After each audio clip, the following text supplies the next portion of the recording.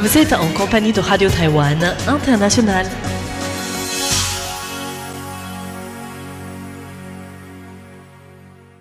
Bonjour et bienvenue en compagnie du service français de Radio Taïwan International. C'est François-Xavier Boulet pour vous accueillir et vous présenter le programme de ce lundi 25 mai. Vous pourrez tout d'abord suivre le journal de l'information présenté aujourd'hui par Lisa Dufaux. Je vous retrouverai juste après le journal pour le décryptage consacré aujourd'hui à l'essor remarquable et remarqué de la recherche et du développement de Taïwan en matière de biomédecine.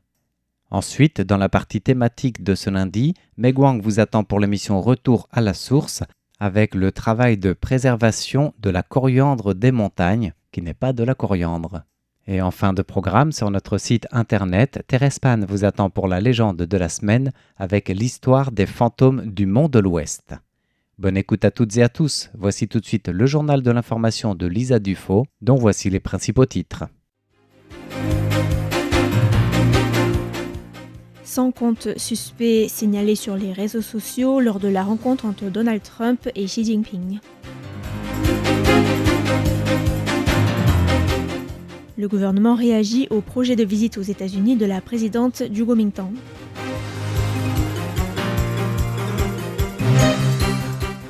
Le salon du tourisme de Taipei se conclut avec un nombre record de visiteurs.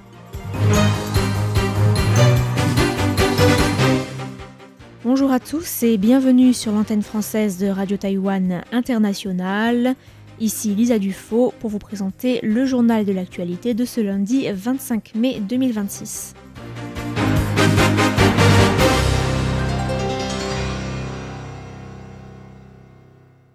Le directeur du Bureau de la Sécurité nationale, Tsai Ming-yen, a indiqué aujourd'hui que près de 100 comptes suspects avaient été repérés pendant la période de la rencontre entre le président américain Donald Trump et le président chinois Xi Jinping le 14 mai dernier, diffusant plus de 9000 messages controversés sur les réseaux sociaux. Tsai Ming-yen et le ministre des Affaires étrangères Lin Jialong ont été invités aujourd'hui par la Commission parlementaire des Affaires étrangères et de la Défense nationale à présenter un rapport sur l'impact du nouveau contexte géopolitique sur la diplomatie taïwanaise et la sécurité nationale globale suite au sommet Chine-États-Unis. Le vice-président de la Commission ministérielle des Affaires continentales, Shen Yujiong, qui a aussi été invité à assister à la réunion et à répondre aux questions des députés, a affirmé que la récente série de messages n'était, je cite, absolument pas des cas isolés, mais plutôt une combinaison de discours de désinformation s'appuyant sur le principe d'une seule Chine et instrumentalisant la question taïwanaise à des fins politiques. Shen Yujiong a déclaré que la politique du Parti communiste chinois reposait sur deux piliers, à savoir la promotion de l'intégration et de la réunification d'un côté, et l'opposition à l'indépendance et à toute implication étrangère dans les relations interdétroites de l'autre.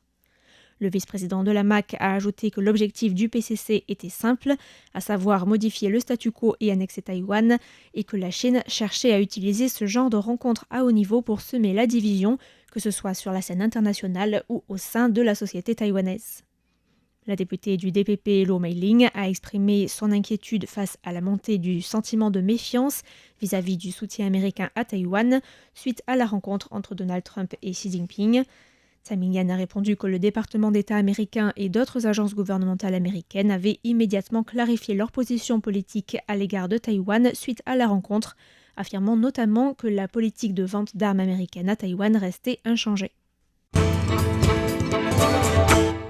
Le ministre des Affaires étrangères Lin Jialong a réagi aujourd'hui à la récente annonce du principal parti d'opposition, le Kuomintang, concernant le prochain déplacement aux États-Unis de sa présidente Zheng Li-wen.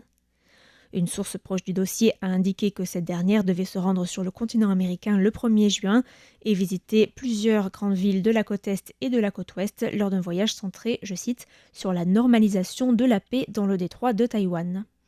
Lin Jialong a déclaré que la diplomatie devait transcender les partis politiques et servir les intérêts nationaux de Taïwan. Il a aussi déclaré que c'est la Chine qui était responsable par ses actions coercitives de la mise en danger de la paix dans le détroit de Taïwan. Lin Jialong a aussi commenté la récente rencontre entre le président américain Donald Trump et son homologue chinois Xi Jinping à Pékin, affirmant que Taïwan et les États-Unis maintenaient des moyens de communication institutionnalisés, ajoutant que Taïwan avait déjà reçu un compte-rendu de cette rencontre de la part du gouvernement américain et que ce dernier avait réaffirmé le maintien de sa politique actuelle envers Taïwan. La Taipei Travel Expo s'est achevée aujourd'hui au Taipei World Trade Center, attirant un grand nombre de visiteurs venus à la recherche de réductions pour des voyages organisés. Malgré la hausse des prix du carburant et des coûts des voyages, les agences de voyage ont déclaré avoir enregistré de très bons chiffres de vente lors du salon. Les représentants du secteur ont indiqué que le nombre de visiteurs et les ventes cette année étaient supérieurs à l'année précédente, le Japon continuant de dominer en tant que destination préférée des Taïwanais. Tony Jiang, vice-manager de l'agence de voyage Easy Fly Travel, a indiqué que le nombre de visiteurs enregistrés lors du premier jour du salon avait augmenté de 25 à 30% par rapport à l'année dernière, tandis que le nombre de ventes avait connu une hausse de 150% par rapport à 2025. Une hausse principalement due, selon lui, aux anticipations de futures hausses des prix, poussant ainsi les voyageurs à réserver des voyages en avance. Tony Jiang a précisé qu'environ 55% des réservations concernaient des voyages au Japon, que ce soit pour des voyages indépendants ou des voyages de groupe organisés. La période préférée des Taïwanais pour voyager reste celle des vacances d'été, à savoir de juillet à septembre. Tony Jiang a toutefois reconnu que si la demande pour les voyages au Japon ne faiblissait pas, la hausse des prix des carburants exerçait une pression sur le marché des voyages long courriers. Le prix du kérosène pour les voyages vers l'Europe a augmenté de 5 000 $ taïwanais, soit environ 137 € en moyenne, contribuant à une baisse de 12 à 15% de la demande pour les voyages long courriers. Les Taïwanais privilégient ainsi les destinations proches telles que le Japon, la Corée du Sud et l'Asie du Sud-Est. Alors que Taïwan est devenue en 2025 une société super âgée, avec plus de 20% de la population qui est âgée de 65 ans et plus, la prise en charge de la démence commence à susciter un intérêt croissant. Une enquête épidémiologique nationale sur la démence menée en 2023 par les Instituts nationaux de recherche en santé a révélé que 7,99% des personnes âgées de 65 ans et plus à Taïwan étaient atteintes de démence. La Commission parlementaire de la santé et du bien-être doit examiner le 28 mai prochain 3 projets de loi fondamentales sur la démence. Les 3 versions, qui sont proposées par des députés du KMT, du TPP et du DPP, ont en commun de proposer la mise en place d'un mécanisme interministériel présidé par le Premier ministre. Il s'agirait d'un comité de prévention et de prise en charge de la démence ou d'un groupe de travail sur la démence qui devrait également élaborer un livre blanc ou une politique de prévention et de prise en charge de la démence. Par ailleurs, les 3 versions appellent à garantir la continuité et l'accessibilité du système de santé aux personnes atteintes de démence, à mettre en place un mécanisme d'aide à la décision pour ces personnes ainsi qu'un mécanisme de dépistage et de traitement précoce de la démence et de promouvoir la recherche et le développement sur la démence. Parmi les différences notables, la version proposée par le KMT insiste sur l'inclusion des personnes de moins de 65 ans atteintes de démence et dispose que les autorités compétentes doivent proposer une réadaptation professionnelle et un soutien à l'emploi. Il prévoit également de demander au gouvernement de prendre des mesures pour éliminer les obstacles physiques et psychologiques dans les domaines du logement, des transports et des services financiers. Concernant le financement, les 3 versions exigent des ressources importantes pour garantir la mise en œuvre de la politique de prise en charge, mais seule la version du TPP prévoit la création d'un fonds de promotion et de prise en charge de la démence doté de 10 milliards $ taïwanais, soit 270 millions €, et d'un comité de gestion du fonds pour déterminer et superviser son utilisation. Un colloque international consacré à la protection des loutres a été organisé hier dans l'archipel de Kinmen, seule partie du territoire taïwanais où la population de loutres d'Eurasie reste stable. Le colloque était organisé par l'administration de protection des forêts et de la nature, qui dépend du ministère de l'Agriculture, par le gouvernement du comté de Kinmen, par le parc naturel national de Kinmen et plusieurs groupes de protection de l'environnement, et mettait l'accent sur l'équilibre à trouver entre écotourisme et efforts de protection de la vie sauvage. Des intervenants ont proposé des nouvelles réglementations visant à protéger la population de loutres et à renforcer les efforts de sensibilisation du public. Yuan-Shou Li, chercheur au Formosan Wild Sound Conservation Science Center, a rappelé les défis auxquels étaient confrontés les loutres d'Eurasie, à savoir le déclin de leur population et leur surconcentration dans la partie orientale de la péninsule. Le chercheur a ajouté que les récents efforts de promotion des loutres comme attraction touristique augmentaient la pression sur les animaux, certains tour-opérateurs organisant des visites nocturnes dans leur habitat, perturbant ainsi les comportements naturels des animaux.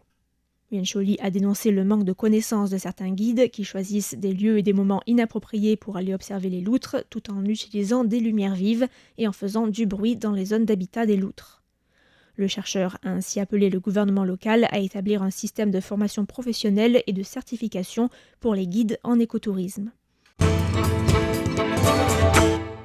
Starbucks Taïwan et Cosmed, une des plus grandes chaînes de parapharmacie et de droguerie à Taïwan, ont tous les deux ouvert dimanche leur 600e boutique, donnant lieu à une cérémonie combinée organisée à Nangang par le groupe Uniprésident, un des plus grands conglomérats taïwanais qui détient également 7-Eleven Taïwan et Carrefour Taïwan, acquis en 2023. Le président du groupe, Luo Zhixian, a déclaré que ce dernier se préparait déjà à établir les 600 prochains magasins et a également réagi à une récente étude qui indique que Taïwan compte déjà plus de 5000 cafés. Le dirigeant d'Uniprésident a affirmé qu'il y avait encore un fort potentiel de développement et que les revenus de Starbucks Taïwan n'avaient encore jamais baissé, tout en assurant que les fluctuations observées dans les rapports financiers reflétaient la hausse des paiements de royalties résultant de l'ajustement à l'inflation. Par ailleurs, avec l'ouverture de sa 600e boutique, Cosmed dépasse pour la première fois le nombre de boutiques de Watson, son plus grand rival sur le marché de la parapharmacie et de la droguerie, appartenant au groupe hongkongais A.S. Watson, qui compte plus de 1500 magasins en Asie, en Europe et au Moyen-Orient. Luo Zhixian a déclaré que Cosmed n'avait pas encore dépassé Watson de manière permanente et que les futurs plans d'expansion dépendraient de la demande régionale et du marché immobilier. Le Musée national de Taïwan a inauguré une exposition dédiée au rôle des technologies de la communication dans le chemin de Taïwan vers la démocratie. L'exposition temporaire, qui restera ouverte jusqu'au 21 février 2027 et s'intitule Signals of the Times, The Steering of Democracy and Communication Technology, propose de découvrir comment les Taïwanais, au cours des 100 dernières années, ont utilisé diverses technologies pour assouplir les structures de pouvoir et obtenir des avancées démocratiques. Près de 200 objets et documents historiques sont exposés, permettant d'explorer différentes thématiques selon les périodes historiques, en commençant par le plaidoyer par le biais de la presse écrite, des discours de rue et du cinéma pendant la période japonaise. L'exposition montre aussi comment, dans les années 70 et 80, la diffusion des magazines d'opposition, des répondeurs téléphoniques pour recevoir des messages des Taïwanais d'outre-mer et des caméras ENG sont parvenus à briser le monopole dans le secteur des médias. C'est aussi l'occasion de s'intéresser à l'essor des radios clandestines dans les années 90, suivi du développement fulgurant d'Internet qui ont considérablement contribué à favoriser le débat public. Les commissaires de l'exposition ont souligné le fait que l'exposition ne se contentait pas seulement de retracer l'histoire, mais visait également à inciter les visiteurs à réfléchir à la manière de développer une culture de l'information et une résilience sociale à l'ère de la surcharge informationnelle. Ainsi s'achève le journal de l'actualité de ce lundi 25 mai qui vous était présenté par Lisa Dufaux. Merci à tous pour votre écoute et à bientôt sur Radio Taïwan International.